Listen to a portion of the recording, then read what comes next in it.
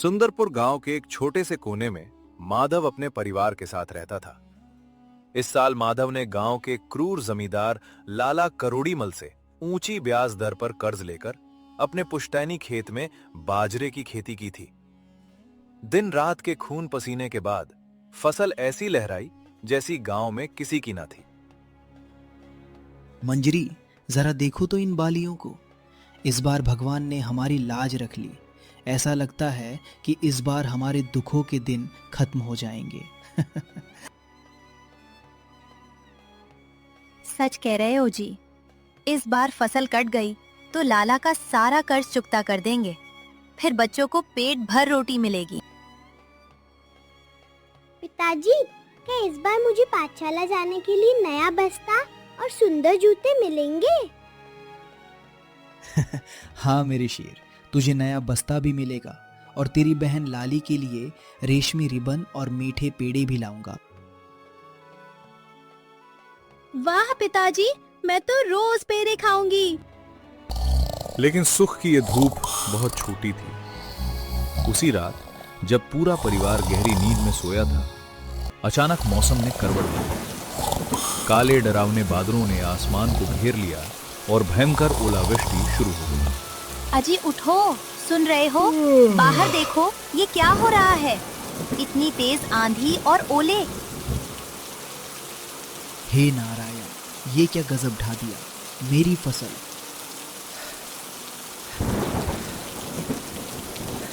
सब खत्म हो गया। मिट्टी में मिल गई मेरी 6 महीने की तपस्या। अब मैं अपने बच्चों को क्या खिलाऊं? लाला को क्या मुंह दिखाऊं? सुबह होते ही माधव भारी कदमों से लाला करोड़ीमल के पास पहुंचा। उसे उम्मीद थी कि लाला इस प्राकृतिक आपदा को देखकर थोड़ी रहम खाएगा। लाला जी, सब तबाह हो गया। ओलों ने मेरी पूरी फसल बर्बाद कर दी। घर में खाने को एक दाना नहीं बचा। मुझे बस अगले साल तक की मोहलत दे दीजिए। मैं दुगनी मेहनत करके आपका एक एक पैसा चुका दूंगा। अरे माधव, मौसम का रोना मेरे सामने मत रो। मुझे तुम्हारी फसल से कोई मतलब नहीं, मुझे अपनी रकम से मतलब है। आज कर्ज चुकाने की आखिरी तारीख थी। लाला दया करो, अगर आपने मोहलत नहीं दी तो मेरे बच्चे सड़क पर आ जाएंगे। तो अंगूठा देखते वक्त नहीं सोचा था?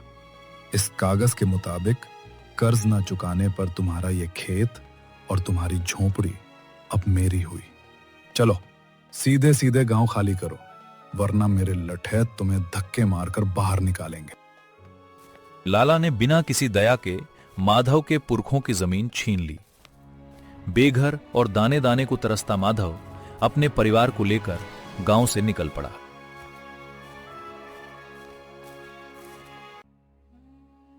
जी, बच्चे भूख से बेहाल हैं। चलते चलते रात होने को आई। हम कहां सिर छुपाएंगे? हिम्मत मत हारो मंजरी। इस घने जंगल के बीच एक पुरानी गुफा है जिसे लोग नीलकंदरा कहते हैं। सुना है वहां सूखी जगह मिल जाती है। चलो आज की रात वहीं गुजारते हैं। माधव परिवार को लेकर उस रहस्यमयी गुफा के अंदर पहुंचा। अंदर बहुत शांति थी। बच्चों को सुलाने के बाद माधव सूखी लकड़ियों की तलाश में गुफा के और गहरे हिस्से की तरफ गया। अचानक उसे गुफा की एक दीवार के पीछे से हल्की नीली और सुनहरी रोशनी आती दिखी। ये कैसी रोशनी है?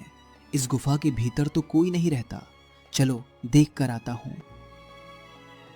जैसे ही माधव ने 2 बड़ी चट्टानों के बीच से रास्ता बनाया, वो दंग रह गया। गुफा के भीतर एक विशाल द्वार था जिसके पीछे एक जादुई चमकता हुआ नगर बसा था। वहां की सड़कें चांदी जैसी और इमारतें रत्नों से बनी थीं, लेकिन वहां कोई आम इंसान नहीं दिख रहा था। ठहरो, तुम कौन हो और इस गुप्त सिद्धपुरी नगर में आने का दुस्साहस कैसे किया? यहाँ किसी स्वार्थी मनुष्य का आना वर्जित है। क्षमा करे देव, मैं कोई चोर या लालची इंसान नहीं हूं। मैं सुंदरपुर का एक अभागा किसान हूं। जमींदार ने मेरा सब कुछ छीन लिया। मैं तो बस अपने बच्चों के लिए शरण ढूंढ रहा था। इसकी आंखों में छल नहीं बल्कि गहरा दुख है। इसे महाराज योगराज के सम्मुख प्रस्तुत किया जाए। माधव को महाराज योगराज के सामने लाया गया। माधव ने अपनी सारी आपबीती बिना कुछ छुपाए महाराज को सुना दी। माधव, तुम्हारी कहानी अत्यंत दुखद है, लेकिन याद रखो, जो विपत्ति में भी अपनी ईमानदारी और स्वाभिमान नहीं खोता, विधाता उसकी परीक्षा अवश्य लेता है। तुम्हारी सच्चाई ने हमें प्रसन्न किया। महाराज, मुझे धन दौलत का मोह नहीं है, बस मेरे बच्चों को 2 वक्त का भोजन मिल जाए, यही मेरी प्रार्थना है। तुम्हारी यही निस्पृहता तुम्हें महान बनाती है। सैनिकों, कल्प पात्र लेकर आओ।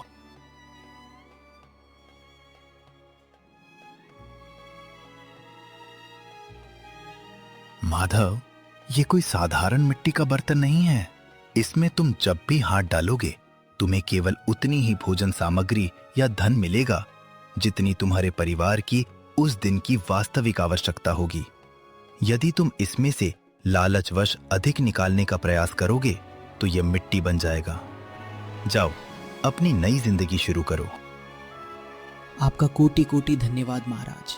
आपने मेरे बुझते हुए घर के चिराग को दोबारा जला दिया। जादुई कल्पपात्र की मदद से माधव का परिवार कभी भूखा नहीं सोया। माधव ने केवल उतना ही धन निकाला जिससे वो अनाज खरीद सके, और उसने ईमानदारी से अपनी मेहनत की दुकान शुरू कर दी। वो गरीबों को मुफ्त में अनाज बांटने लगा। कुछ ही समय में माधव की ईमानदारी के चर्चे दूर दूर तक फैल गए। अरे मुनीम, ये माधव जो कल तक दाने दाने को मोहताज था, अचानक इतना बड़ा दानी कैसे बन गया? इसके पास अनाज और धन कहां से आ रहा है? जरूर कोई काला धंधा है। आज रात मैं खुद इसका पीछा करूंगा। उस रात जब माधव हमेशा की तरह महाराज योगराज को धन्यवाद देने के लिए चुपके से जंगल की गुफा की ओर जा रहा था, लाला करोड़ीमल हाथों में लाठी लिए उसके पीछे पीछे चलने लगा। महाराज योगराज की जय हो। आपकी कृपा से आज मेरे गांव के 10 गरीब परिवारों का चूल्हा जला। आपका धन्यवाद। ओ तेरी की, तो ये है राज। अंदर तो सोने चांदी का पूरा शहर है। इस कंगाल माधव को इतना मिला, अगर मैं अंदर चला जाऊं तो 7 पीढ़ियां बैठकर खाएंगी। हट मूर्ख किसान, अब ये खजाना मेरा है। ठहरो पापी करोड़ीमल, इस नगर की सीमा में केवल वही पैर रख सकता है जिसके मन में दया हो। तुम्हारी आत्मा गरीबों के खून से सनी है। मुझे उपदेश मत दो बूढ़े, मुझे वो खजाना चाहिए, वरना मैं इस गुफा को उड़ा दूंगा। जैसी तुम्हारी सोच वैसी ही तुम्हारी नियति। तुम धन के भूखे हो तो अब हमेशा के लिए किसी धातु के पिंजरे में कैद रहोगे। बचाओ, मुझे सोना नहीं चाहिए, मुझे बाहर निकालो। माधव, मुझे बचाओ। लाला के अपने ही पाप और लालच ने उसे कैद कर दिया था। माधव ने उसे समझाते हुए कहा कि कर्मों का हिसाब यहीं चुकाना पड़ता है। माधव ने लाला को मुक्त कराने के लिए महाराज से प्रार्थना की, जिस पर महाराज ने लाला की जान तो बख्श दी, लेकिन उसकी सारी संपत्ति गरीबों में बंटवा दी और उसे हमेशा के लिए गांव से निर्वासित कर दिया। कुछ वर्षों बाद सिद्धपुरी के महाराज योगराज ने माधव की निस्वार्थ सेवा, दया और ईमानदारी से प्रभावित होकर उसे अपने जादुई नगर और सुंदरपुर गांव दोनों का संयुक्त संरक्षक और राजा घोषित कर दिया। जी, आज आपकी सच्चाई की जीत हुई है। मंजरी, ये मुकुट किसी सत्ता का नहीं बल्कि कर्म की जिम्मेदारी का है। धन आता जाता रहता है, लेकिन जो इंसान दूसरों के दुख में काम आता है वही ईश्वर की नजर में सच्चा राजा है। हमारे पिताजी सबसे अच्छे राजा हैं।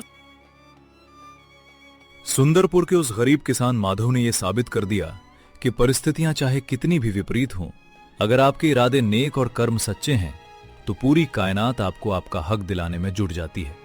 लालच का अंत हमेशा विनाश होता है और ईमानदारी का फल हमेशा अमर रहता है।